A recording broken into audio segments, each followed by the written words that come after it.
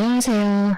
제 사연을 들어주시려고 찾아와 주신 여러분께 활기찬 마음으로 인사부터 드리도록 하겠습니다. 저는 지금 막장 같은 인생을 청산하고 새 출발을 하기 위해 마음을 다잡고 사는 아직 40이 되지 않은 신세대 여성입니다. 제가 제 입으로 저를 소개하려고 하니까 어떤 수식어를 붙여야 하지만 제 성격에 대한 이해가 빠르게 이루어질지 고민이 많았는데 결국은 진부한 말로 시작하게 되네요. 여러분들은 살면서 얼마만큼의 인내심을 가지고 버티십니까? 저는 인내심이 무척이나 부족한 사람이라 생각하며 살았는데 그건 완벽한 제 오해였습니다. 이런 일을 셀 수 없이 겪어놓고도 사람을 고쳤을 수 있다고 생각하며 제 스스로 마음의 병을 키우며 살았던 과거를 생각하면 저는 인내심이 대단한 사람이었습니다. 하지만 인내심이 아무리 많은 사람이라도 몇 번의 고생을 하다 보면 결국에는 바닥을 드러내지 않겠습니까? 저는 결국 끝판왕까지 겪게 되었습니다. 사람이 한번 호구로 보이면 밑도 끝도 없이 남들에게 우습게 보인다는 말이 어떤 뜻인지 절절하게 겪고 나서야 그 말이 이 말이구나 하게 되었습니다. 저는 이제 새로운 삶을 찾아가기 위한 발디딤을 했습니다. 그래서 지난 과거를 털어버리고자 이곳을 찾아와서 글솜씨도 부족한데 글자를 적어내려가고 있네요. 이쯤 되면 얼마나 기가 막힌 이야기들이 펼쳐질지 궁금하실 텐데요. 지체 없이 바로 이야기를 시작해보도록 하겠습니다. 이야기를 들으면서 모질이 같은 우리 남편 욕 실컷 해주시고 여러분들의 가슴 속에 있는 응어리도 한번 풀어보셨으면 좋겠습니다. 저희 남편은 수식어가 많이 필요하지 않은 단조로운 사람에 가깝습니다. 아니, 우리 남편을 한마디로 표현할 수 있는 단어가 세상에 존재하기 때문에 그럴 수도 있겠습니다. 우리 남편은 정말 어마어마한 호구 중의 호구, 왕호구입니다. 솔직히 연애를 하던 시절에도 우리 남편은 호구였습니다만 저는 그 허물을 장점으로 생각했습니다. 아니, 그때는 그냥 몰랐던 거죠. 호구가 얼마나 큰 단점인지에 대해 전혀 몰랐기에 남편이 그저 순수한 사람이라고만 생각해서 사랑하게 되었고 연애를 하게 되었습니다. 그때 그 시절로 돌아갈 수 있다면 옆에서 정말 말려주고 싶네요. 호구는 절대 만나면 안 된다고. 제 속이 문드러져서 썩을 거라고 말입니다. 제 남편은 말입니다. 그냥 거절이라는 것을 잘 못하고 바보 같고 남들에게 뒤통수나 맞는 그런 모자란 사람이었던 것이었습니다. 회사에서도 혼자 모든 잡일을 떠안아서 야근을 하는 그런 멍청이요. 왜 그런 짓을 하냐고요? 거절을 못하니까. 남들이 부탁하면 예 알겠습니다 해서 그런 거예요. 저는 그런 남편에게 몇 번이나 거절을 하는 법을 알아야 한다고, 남들이 부탁하는 걸 단호하게 전할 줄 알아야 한다고 말을 수도 없이 했지만 고쳐지지가 않았습니다. 보통은 이러면 도망을 가거나 이별을 고할지 모르겠지만 저는 제 자신을 너무나도 자만하고 말았습니다. 제가 이 남자를 변화시킬 수 있을 거라는 그런 생각을 하게 된 거죠. 솔직히 저는 제가 남편을 고칠 수 있을 거라고 생각했습니다. 우리 남편에게 가장 답이 없는 부분은 바로 고등학교 친구들이라는 세놈, 철수, 민수, 동수라는 수 3형제인데 진짜 쓰레기 중에 쓰레기인 놈들이었습니다. 우리 남편은 친구라고 부르는 사람들이지만 제 생각에 그들은 남편을 친구라고 생각하지 않는 것 같았습니다. 결혼식 전에는 전혀 느끼지 못하고 있었는데 결혼식 이후에 완전히 제 생각을 바꿔놓은 놈들이 바로 그 쓰레기 수 3형제였습니다. 결혼식 당일에 축의금을 셋이서 각각도 아니고 합쳐서 10만 원을 내고서는 자기들 여자친구까지 알뜰하게 불러서 뷔페를 박살내고 간 걸 시작으로 말입니다. 결혼 이후에 저희 신혼집을 매일같이 찾아와서 술을 달라고 하질 않나, 밥을 달라고 하질 않나, 근처에 볼 일이 있는데 시간이 남는다고 집에 와서 낮잠을 자질 않나. 정말 제가 이 사람들은 뭐지? 소리가 절로 나올 정도로 저희 집에 찾아와서 민폐란 민폐는 전부 다 끼치고 가는 놈들이었습니다. 시간과 장소를 가리지 않고 대문을 두들겨대는데 자다가도 벌떡 일어났던 적이 한두 번이 아니었습니다. 한 번은 저희 남편이 야밤에 나간다고 하길래 어디를 가는 거냐고 물어보니까 술 삼형제 중에 민수라는 놈이 술을 마셨는데 술값이 없다면서 남편을 불렀다는 겁니다. 옷을 갈아입으면서 민수가 기다리겠다고 빨리 다녀온다는 답답한 남편놈의 멱살을 그날 처음으로 잡아보았습니다. 당신이 무슨 억만장자야? 갑부야? 무슨 돈을 그렇게 맨날 내주겠다고 난리를 쳐. 그것도 이 밤에 자다 말고 술값을 내주러 간다고. 오죽 부를 사람이 없었으면 나한테 연락을 했겠어. 민수가 원래 그런 애가 아니잖아. 아니긴 뭐가 아냐. 허구한 날 찾아와서 민폐만 부리고 가는데 그것도 친구라고 부르고 싶어? 나가기만 해봐. 아주 아작을 낼 줄 알아? 그날 결국 남편은 술값을 결제해주러 가지 않았지만 이후에 민수가 집으로 찾아와서 술값을 계산해주지 않은 것에 대한 불만을 토로하며 남편에게 눈치를 주더라고요. 저는 너무 기가 막히고 어이가 없었습니다. 우리 남편한테 돈을 맡겨놓은 것도 아니면서 제가 뭔데 내 남편에게 눈치를 주는지. 뿐만 아니라 집에 손님이 찾아왔는데 술상도 하나 내오지 않는 거냐면서 저를 마치 주막에 주무를 부리듯이 술상 가져오라고 눈치를 주는데 와 진짜 술병으로 머리 한 대 찍고 싶다는 생각이 절로 들더라고요. 저한테 술상으로 맛있는 안주 없냐면서 고기나 닭볶음탕 같은 거를 만들어 오라고 하더라고요. 웬만해서는 참아주려고 했지만 저에게 과한 것을 요구하는 그 인간에게 제가 뭐 예쁘다고 술상까지 내오겠습니까? 철수라는 놈은 만나기만 하면 자기한테 좋은 물건이 들어왔다면서 하나 장만하라고 남편을 꼬시는 다단계의 영업사원이었습니다. 동수는 말하기도 싫은 완전 생 양아치 중의 양아치였고요. 오갈 곳이 없다면서 갑자기 우리 집에 찾아와서는 하루만 자고 가겠다는데 남편은 이부자리 펴주더라고요. 오죽하면 그 셋이 전부 저희 집에 모여서 미친 듯이 술을 먹고 고성방가를 지를 때 제가 분위기를 싹 깨트리며 말까지 했습니다. 도대체 학창시절에 뭘 배우셨길래 이 시간까지 남의 집에서 이런 추태를 부르는지 모르겠네요. 동네에서 신고하겠어요, 시끄럽다고. 미안하지만 오늘은 다들 돌아가시고 다음부터 저희 집에서 이렇게 다짜고짜 모이는 일은 없었으면 좋겠습니다. 남편을 째려보면서 이야기를 하니까 남편이 머쓱하게 웃으면서 저를 말리는 게 아니겠습니까? 어쩌다가 학창시절 이야기도 하고 분위기도 좋으니 조금만 봐달래요 글쎄. 지 마누라 분위기 안 좋은 건 눈치도 못 채는 주제에 어찌나 말이 많은지. 남편이 친구들의 편을 들자 술 삼형제가 기고만장해져가지고 저한테 한 소리 하더라고요. 죄수씨 정색하니까 정말 무서워. 쫄았네 나. 우리 적당히 놀다가 다 치우고 갈게요. 치우기는 개뿔. 처음에는 남편 생각해서 제가 조금만 불편함을 감수하면 되겠지 하고 생각했는데 이건 뭐 감수할 정도가 아니었습니다. 남편의 호구 같은 모습을 고치는 것은 둘째치고 수삼형제가 더 이상 우리 집에 찾아오는 일이 없었으면 좋겠다는 생각만 굴뚝 같았습니다. 이 모든 걸 다 당하면서 참고 사는 인간은 당신밖에 없을 거야. 그 인간들을 정리하든 아니면 이참에 나를 정리하든 둘 중에 하나만 선택해. 그래도 친구들인데 어떻게 오지 말라고 그래. 그냥 우리가 조금 불편한 걸 감수해내면 정신 나갔어? 그럼 그냥 나랑 끝을 내던가 아니면 저 인간들을 내 눈앞에서 사라지게 하던가. 우리 결혼한 지도 얼마 되지도 않았으니까 지금 끝내는 건 아무 문제도 없을 거야. 딱 정해. 어떻게 할래? 제가 진지하게 갈라선다는 말까지 뱉어내자 남편은 화들짝 놀라면서 앞으로 수삼형제를 집안에 들이지 않겠다고 저와 약속을 하게 되었습니다. 그 말이 제대로 먹힌 건지 뭔지 그래도 꼴에 친구랍시고 이혼하는 건 맞고 싶었는지 그 뒤로 수삼형제가 집에 방문하는 일은 사라지게 되었습니다. 뭐 밖에서 만나서 노는 거야 그냥 그러려니 하고 지낼 수 있었죠. 집에 오지 않는 것만으로도 살 것 같다는 느낌을 받게 되었거든요. 그런데 밖에서 만나니까 또 다른 문제들이 하나둘 눈에 보이기 시작하더라고요. 남편의 카드값이 심상치 않게 나오는 것이 아니겠습니까? 한 번 호구는 영원한 호구라고 했던가요?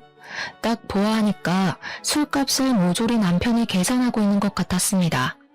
도대체 그 나이를 먹도록 변변찮은 인간들을 뭐가 좋다고 만나는 건지 저는 남편이 정말 그 친구들을 믿고 의지하는 건지 아니면 억지로 만나는 건지 헷갈리기까지 했습니다. 카드값이 제가 허용할 수 있는 기준치를 벗어나게 되자 저는 답답한 마음에 남편에게 수삼형제의 흉을 보기 시작했습니다. 네 친구들은 돈이 없냐? 맨날 당신이 술값 계산하는 것 같은데 그게 맞아? 그러니 남편이 진짜로 수삼형제가 돈이 없다고 우물쭈물하면서 말을 하더라고요. 그런데 저희 아버지께서 공장을 하나 운영을 하고 계셨거든요. 남편이 저에게 은근슬쩍 친한 척을 하면서 동수놈이 취직이 안 된다고 저희 아버지 공장에 취직을 좀 시켜주면 안 되냐는 식으로 물어보더라고요. 저희 아버지 공장이 전문성을 띠고 있는 업종이기도 하고 자격증이 있어야지만 일을 할 수 있는 곳이기도 하고요. 그리고 청렴결백으로 운영을 해오신 분이세요. 저희 친정아버지야말로 존경받는 기업인으로 추대받아 마땅한 분이신데 그런 아버지께 취업 청탁을 그것도 할 줄 아는 게 없는 동수놈을 말입니다. 저는 남편을 아주 하찮게 바라보면서 우리 아버지 공장은 그렇게 청탁을 해서 들어올 수 있는 곳이 아니라고 딱 잘라서 거절을 했습니다. 어떡하지? 이미 말을 해본다고 했는데. 장인어른 공장이라서 취업 걱정 안 해도 된다고 큰소리 떵떵 쳤는데 장인어른한테 부탁 딱 한 번만 드려보면 안 되냐? 그래도 내 친구인데 해주시지 않을까? 우리 아빠 공장인데 왜 당신이 큰소리를 떵떵 쳐서 이사다를 만들어? 절대 안 되니까 그런 줄 알아. 그 뒤로 동수놈은 우리 집에 일부러 찾아와서 저 보라는 듯이 남편에게 눈치를 주는 말을 서슴지 않게 뱉더라고요. 제가 공장 취업은 절대 안 된다고 못을 박은 이야기를 동수놈에게 전달을 한 건지 뭔지 눈에 훤히 보이는 수틀림에 어이가 없어서 웃음까지 나오더라고요. 동수놈은 제가 아무런 반응이 없자 일부러 더 남편에게 비꼬아대면서 이야기를 하기 시작했습니다. 내가 말이야, 너도 알다시피 공부는 못했어도 일은 되게 잘하는 편인데 단순 노동 같은 거 말이야. 감시 같은 것도 잘하고 사실 공장 같은 데서 하는 일이라고 해봐야 단순 노동 정도 아닌가? 요즘은 뭐 로봇도 다 한다며. 그러자 옆에서 철수와 민수까지도 맞장구를 쳐주면서 은근슬쩍 저희 친정아버지 공장 이야기를 꺼내면서 제 눈치를 살펴보는 게 아니겠습니까? 그러고 보니까 제주씨네 친정이 무슨 공장한다고 그러지 않았었나? 네, 맞아요. 저희 친정아버지께서 공장 운영하시죠. 근데 요즘 일하겠다는 경력자들이 한둘이 아니더라고요. 아버지께서도 인력이 넘쳐서 곤란하다고 하시는데 제가 우리 공장에서 일을 할 수 없다는 뉘앙스를 팍팍 풍긴 이후로 남편은 저에게 엄청나게 서운하다는 식으로 그때 이야기를 꺼냈습니다. 본인이 정말 고등학교 시절부터 친하게 지내고 믿고 의지하는 친구인데도 불구하고 아무런 도움을 줄 수 없다는 게 분하다고 말입니다. 절친이 힘들 때일수록 도와주고 해야 하는 거 아니냐고, 그래야 나중에 자기도 뭐 도움을 받을 수 있는 거야 하면서 구시렁거리는데 참새가 짹짹대는 줄 알았습니다. 제가 그냥 별다른 말하는 것도 우스워질 것 같아서 아무 소리 하지 않고 일관되게 남편을 무시하고 있었는데 남편은 계속 멈추지 않았습니다. 아니, 무슨 불만은 자기 혼자만 가지고 있겠습니까? 당연히 저도 불만이 넘치니까 남편을 붙잡고 결국에는 화를 냈습니다. 도대체 고등학교 친구들이라고 하던데 친구가 맞긴 맞아? 맨날 당신이 술값 내고 도와주고 하는 걸 보면 괴롭힘을 당하는 것처럼 보이지 친구 같아 보이지 않아. 당신 혼자만 친구라고 생각하는 거 아니냐고. 그랬더니 콧김을 뿜어대면서 지금 자기와 친구들을 무시한 거라면서 저에게 본인은 작은 방에서 자겠다고 안방에서 같이 자는 걸 거부하기 시작했습니다. 저는 각방 선언을 하는 남편에게 어이가 없어서 그래, 그럼 그냥 각방 쓰자 하고 선언을 했습니다. 각방을 쓰게 된 지 6개월이 지나자 남편과 제 사이에서의 대화는 점점 사라지게 되었고 시댁에서는 저에게 왜 아이가 들어서지 않는지에 대해 궁금해하기 시작했습니다. 제가 굳이 남편이 각방을 쓰자고 한 것에 대해 변명을 해주고 숨겨야 할 필요가 있겠습니까? 그냥 시모에게 말을 해버렸습니다. 남편이 각방을 쓰자고 해서 지금 따로 자고 있다고 하니까 남편이 화들짝 놀라면서 저를 있는 힘껏 째려보는 게 아니겠습니까? 도대체 자기가 그렇게 째려보면 뭐 어쩐다고 무섭기라도 할 줄 알고 그러는 건지. 각방을 쓴다니 그게 무슨 말이야? 너네 싸웠니? 저는 이때다 싶어서 그동안 남편이 호구짓을 하고 다닌 것과 저에게 동수의 공장 취업 청탁을 한 짓에 대해 낱낱이 고했습니다.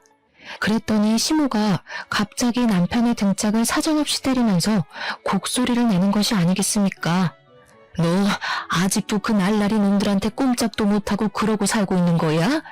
부탁할 게 따로 있지 취업 청탁을 부탁하고 그래. 걔네가 너 고등학교 때 얼마나 괴롭혔니 너를. 내가 속이 상해서 원. 아이고 우리 며느리 볼 낯이 안 선다 내가.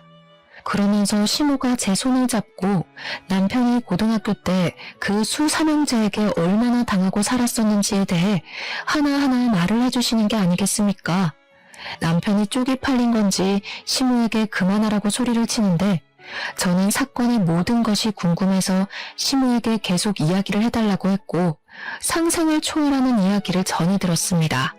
그러니까 소위 요즘 말하는 학교 폭력에 관한 이야기들처럼 남편이 수삼형제에게 고등학교를 다니는 내내 괴롭힘을 당하면서 살았다는 것이었습니다.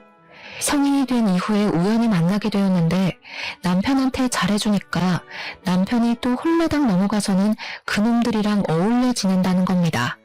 진짜 시모의 속마음이 얼마나 터져나갈지 100% 공감이 가는데 우리 남편은 팔푼이 같은 모습을 하면서도 자기 가족들에게만 자존심을 세우고 있었던 거죠. 사람이 허세가 있는 건 좋은 것이 아니지만 너무 없는 것도 사실 별로지 않겠습니까?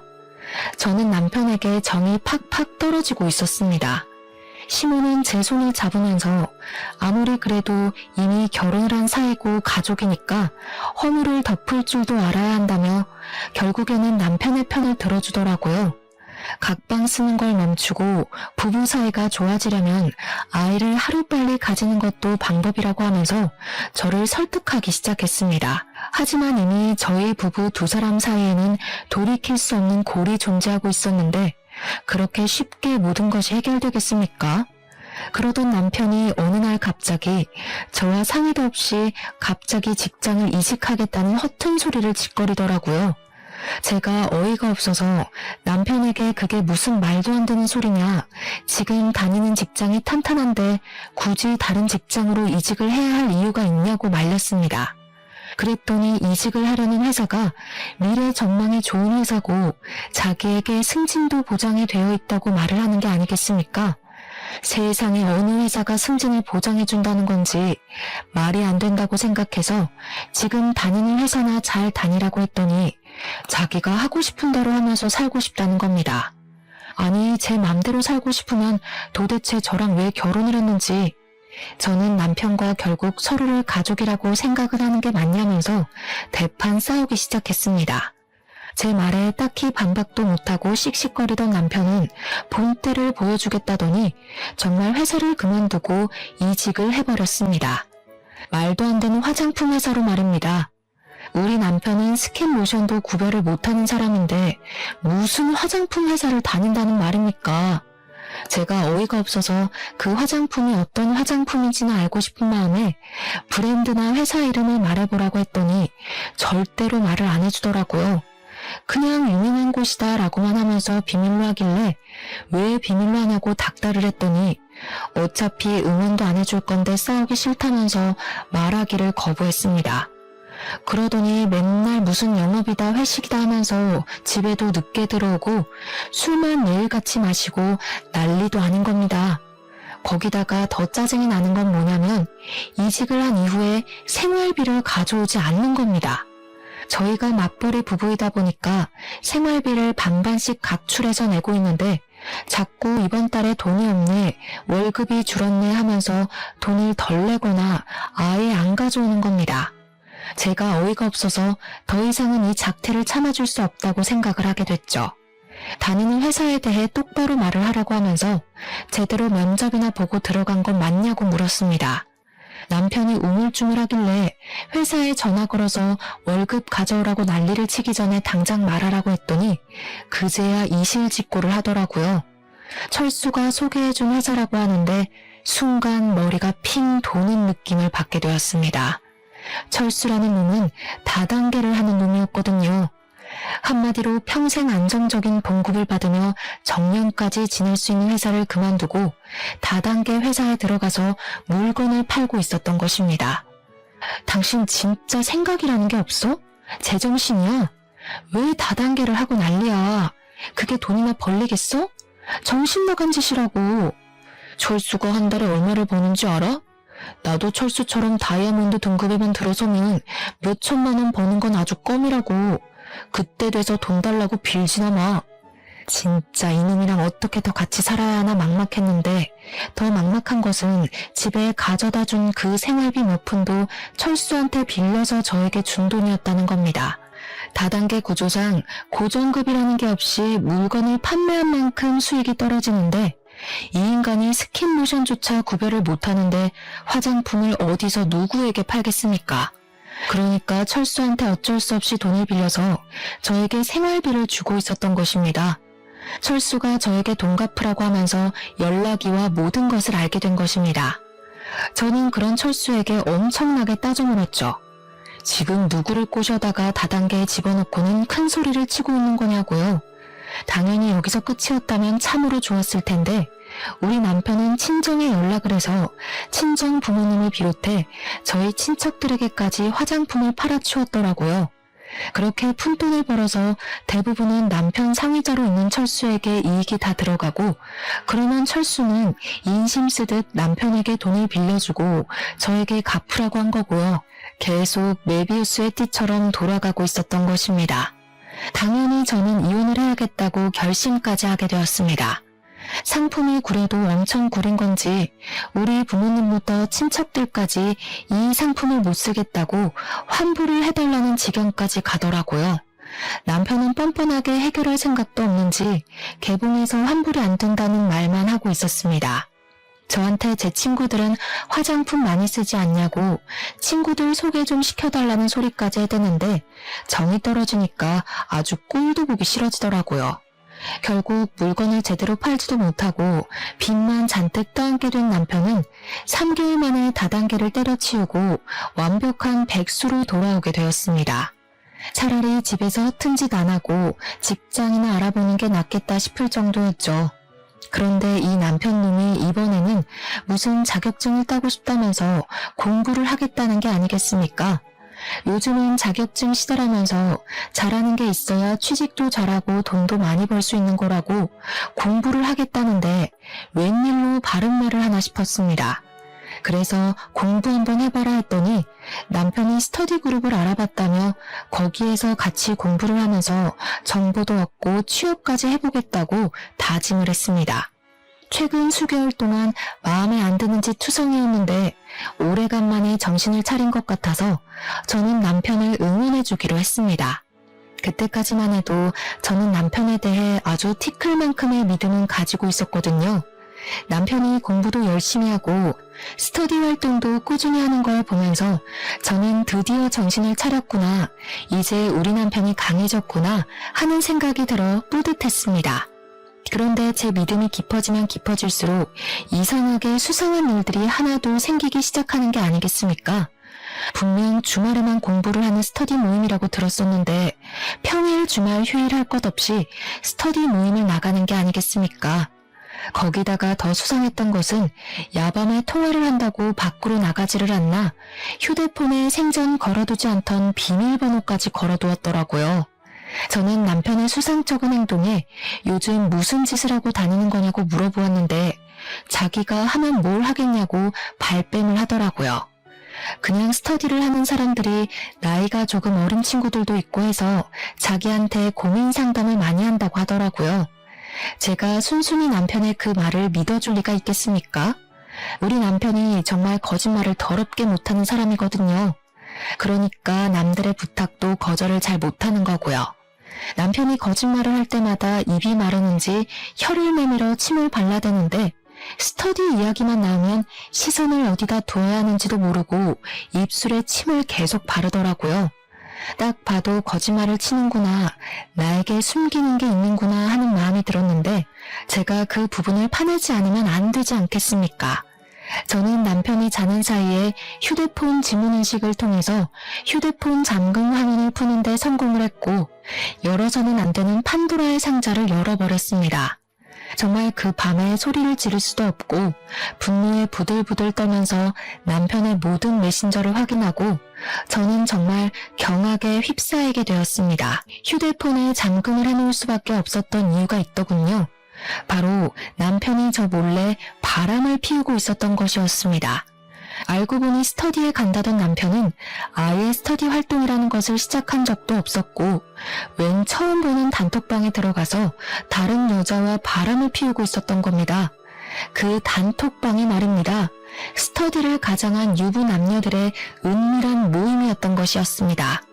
한마디로 남편의 상간녀 또한 유부녀라는 소리였습니다.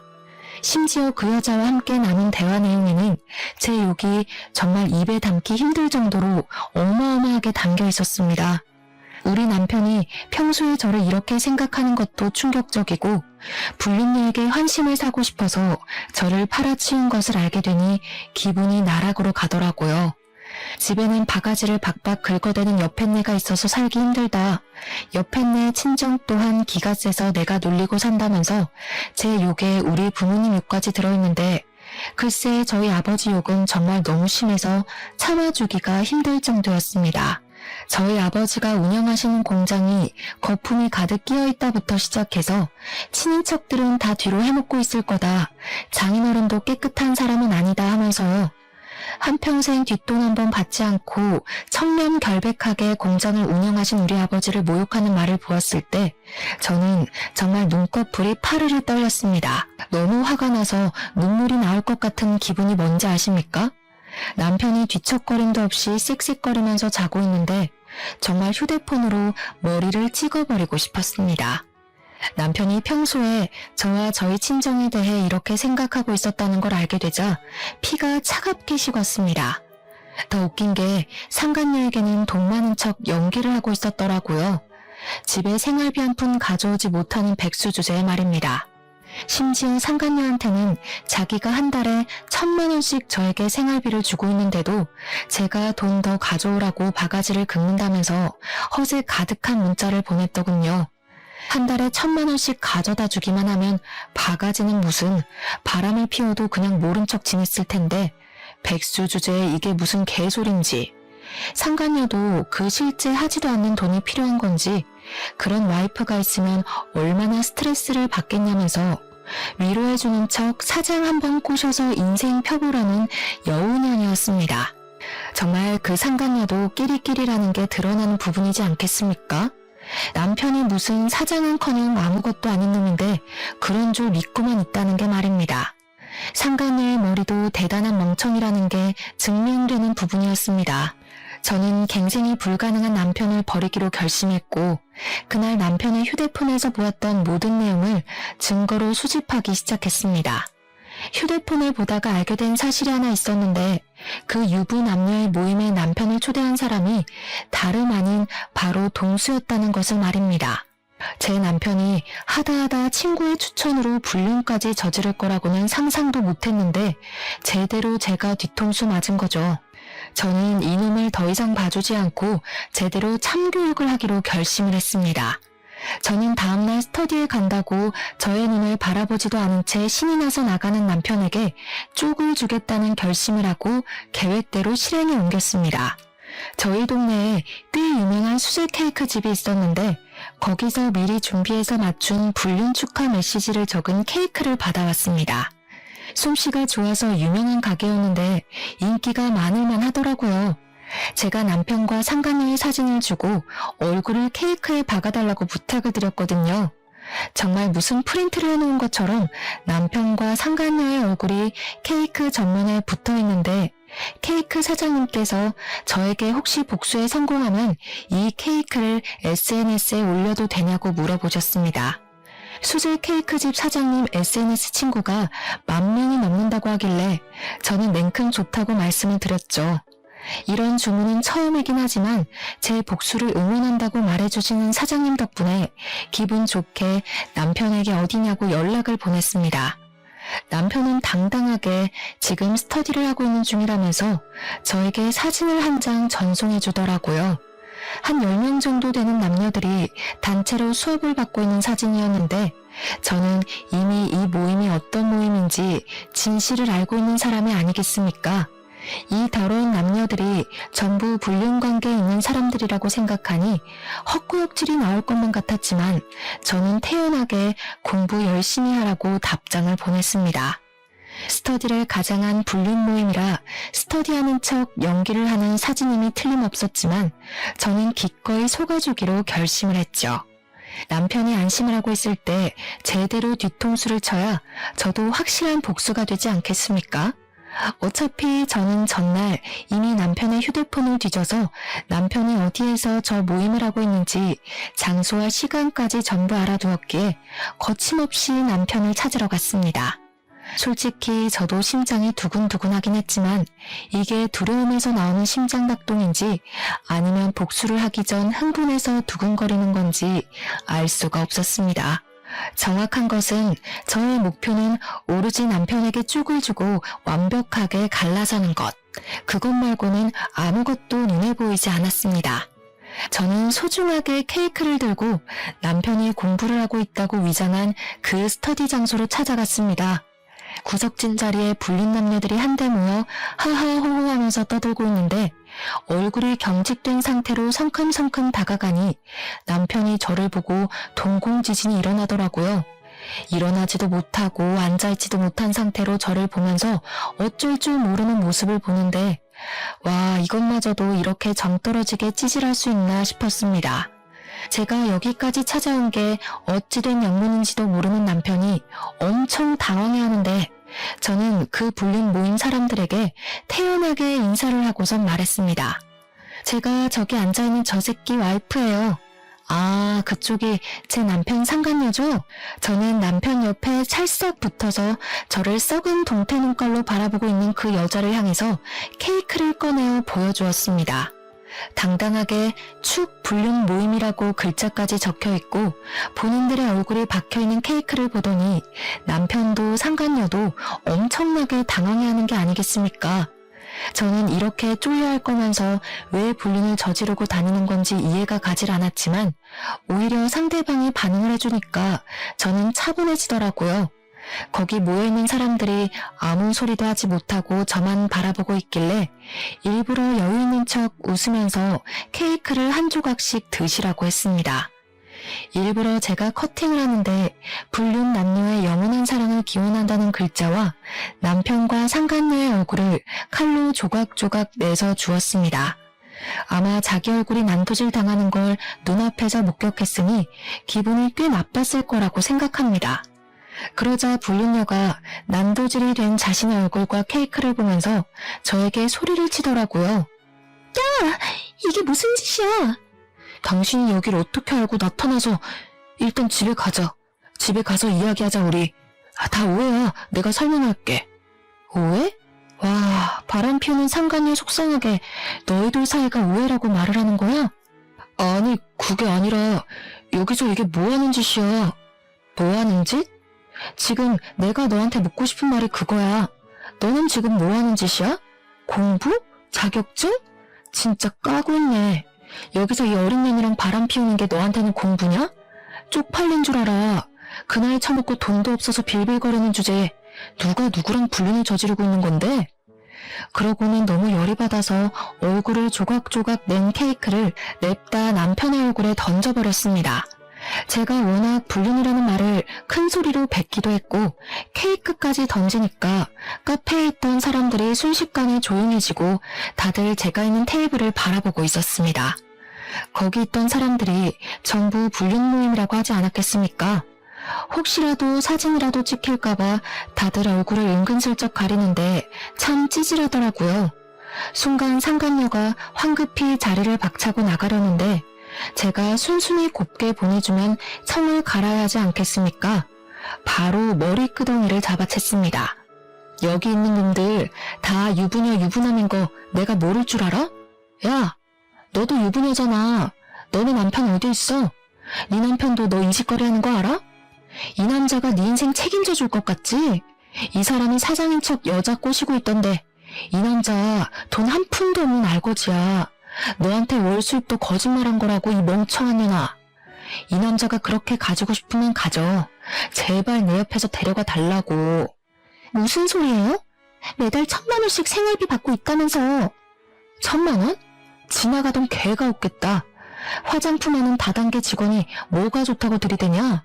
아, 그리고 너네 남편한테 내가 연락해도 되냐? 둘이 정정당당하게 결혼하면 되잖아. 너무 잘 맞는데?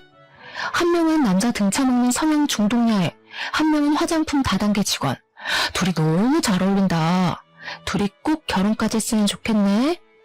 분에 이기지 못하고 머리끄덩이를 잡고 이리저리 휘두르고 있는데 이게 얼마나 재미난 구경거리겠습니까? 카페에 있던 손님이고 아르바이트생이고 할 거 없이 하나도 휴대폰을 꺼내더라고요. 사람들이 조용히 촬영을 하는 걸 보자마자 차라리 잘 됐다 싶었죠. 저야 초범이니 벌금을 맞아봐야 얼마 안 나올 거고 이 영상은 영원히 인터넷에 박제가 될 테니까요. 머리끄덩이를 잡혀 흔들리는 와중에도 사람들에게 얼굴을 가리면서 영상 찍지 말라고, 사진 찍지 말라고 소리를 치고 있더라고요. 남편도 불륜녀를 감싸느라 사람들에게 사진 찍지 말라고 소리를 치고 있는데 설마 사람들 휴대폰만 카메라겠습니까? 버젓이 CCTV도 존재하고 있는데요. 저는 일부러 더 큰 소리로 구경꾼들에게 소리를 쳤습니다. 여기 앉아있는 모든 사람들이 다 불륜녀 불륜남이에요. 다들 촬영해서 멀리 퍼뜨려주세요. 그 말이 끝나기 무섭게 고개를 숙이고 가만히 앉아있던 사람들이 화들짝 놀라면서 자리를 뜨기 시작했습니다. 다들 머리카락으로 얼굴을 가리고 손으로 얼굴을 가리면서 도망을 치는데 엄청나게 우습더라고요. 그날 남편을 데리고 집으로 돌아왔는데 이 미친놈이 정신을 못 차린 건지 저에게 씩씩거리면서 어떻게 이런 쪽팔림을 줄 수 있냐고 하더라고요. 저는 생크림이 그대로 묻어있는 남편의 뺨을 2번이나 세게 때리고는 지금 누가 누구한테 쪽팔림을 준 건지 아냐고 따져 물었습니다. 나 너처럼 드세고 귀여운 맛이 없는 여자랑은 더 이상 못 살겠어. 지금 누가 누구한테 할 소리를 해. 나도 너랑 살고 싶은 줄 아니? 이혼해. 남편이 그 길로 짐을 싸서 시댁으로 갔는데 시모가 저를 시댁으로 부르는 것이 아니겠습니까? 제가 뭐 피할 이유가 있나요? 시댁에 갔더니 남편을 왜 쫓아냈냐고, 무슨 일이냐고 걱정스럽게 물어보시는데 보아하니 자기가 지은 죄가 있어서 말을 못한 것 같더라고요. 시모가 저에게 무슨 일이냐고 물어보는데 남편이 식겁을 해가지고 굳이 여기까지 왜 불렀냐고, 너는 오란다고 오냐고 화를 버럭 내더라고요. 저는 막 웃었죠. 남편이 불륜녀와 저지른 불륜의 증거들을 싹 프린트해뒀었는데 이때다 싶어서 시부모님 손에 딱 쥐어드렸습니다. 시모가 한참을 그 프린트물을 보더니 바들바들 떨면서 남편을 향해 소리를 치셨습니다. 네 놈이 드디어 정신 나갔구나. 바람을 피웠어? 아니, 그거 다 오해라니까. 엄마는 내 편 들어줘야지. 편들기는 개뿔. 아주 당당하게 만나고 있던데요. 둘이 무슨 공부하는 걸 빌미 삼아서 연애질을 하고 있더라고요. 그 모임도 공부 모임이 아니라 불륜하는 인간들끼리 만든 모임이었고요. 제가 오늘 카페에서 축을 줬으니까 아마 인터넷에 올라오지 않을까 싶은데 휴대폰으로 확인해보세요. 그랬더니 시부모도 남편도 휴대폰을 열더니 이것저것 검색을 하는 게 아니겠습니까? 아, 어머님, 그리고 제가 말씀드렸죠? 그 3명이 남편 인생 망하게 만들 거라고요. 여기 불륜 모임을 누가 소개해준 줄 아세요? 동수가 초대했어요. 동수가 아주 친구 인생 제대로 망치고 싶었는지 바람 피우라고 등 떠민 거라니까요. 그러게, 제가 그 3명이랑 멀리하라고 할 때 남편 정신 차리고 영 끊으면 이런 일까진 안 일어났겠다. 그렇죠? 하여튼 저는 이혼의 소송까지 모조리 할 준비가 되어 있으니까 그렇게들 하세요. 그 말을 끝으로 시댁에서 미련 없이 나왔는데 등 뒤에서 시모가 막 물건을 집어던지면서 남편에게 화를 내는 소리가 나더라고요. 예전에 시모가 젊었을 때 시모 몰래 바람이 피웠던 적이 있었는데 시모가 그 뒤로 바람 피우는 놈이라고 하면 아주 기겁을 하고 싫어했다더라고요. 그래서 시모가 큰 소리를 내면서 남편에게 자기 아비한테 배운 게 그거밖에 없냐고 나가 죽으라고 남편을 향해 발길질을 하고 계시더라고요. 궁금해서 뒤를 슬쩍 돌아보니까 남편이 시모 다리에 매달려서 빌고 있는데 어찌나 궁상맞던지 3주 정도의 시간이 흐르고 난 뒤 대충 정리할 거 다 정리해서 협의 이혼을 하기로 한 날 남편과 마주하게 됐는데 남편 몰골이 말이 아니더라고요. 살도 쭉 빠져가지고 얼굴이 정말 죽을 상이 되어서는 저를 보자마자 눈물을 줄줄 흘리는 게 아니겠습니까? 갑자기 제 발 앞에 무릎을 꿇으면서 자기가 잘못했다고 이혼 안 하면 안 되냐고 하는데 뭘 잘못 처먹었나 싶었습니다. 저는 나름 그놈의 사정이 궁금해서 무슨 일이냐고 물어보았습니다. 초주도한테 내용 증명이 도착하는 바람에 우리 부모님이 빚이 있다는 사실까지 알아버렸어. 엄마가 나를 얼마나 팼는지 오갈 곳도 없고 집에서는 하루 종일 눈치만 보이고 취직도 안 되고 돈 벌어서 알아서 갚으라고 해서 나 지금 막노동 뛰고 있어. 내가 다시 취직해서 안정적으로 돈 벌어올 테니까 한 번만 봐주면 안 될까? 불륜녀랑도 다 정리했어. 진짜 한 번만 용서해줘. 내가 2번 다시는 이런 일로 당신 실망시키지 않을게. 그래, 앞으로 정신 똑바로 차리면서 살았으면 좋겠고 하지만 이혼은 절대로 못 물러줘. 법원 앞에서 엉엉 소리를 내면서 울고불고 하는데 법원을 지나가는 사람마다 남편 꼴을 보고 혀를 끌끌 차더라고요.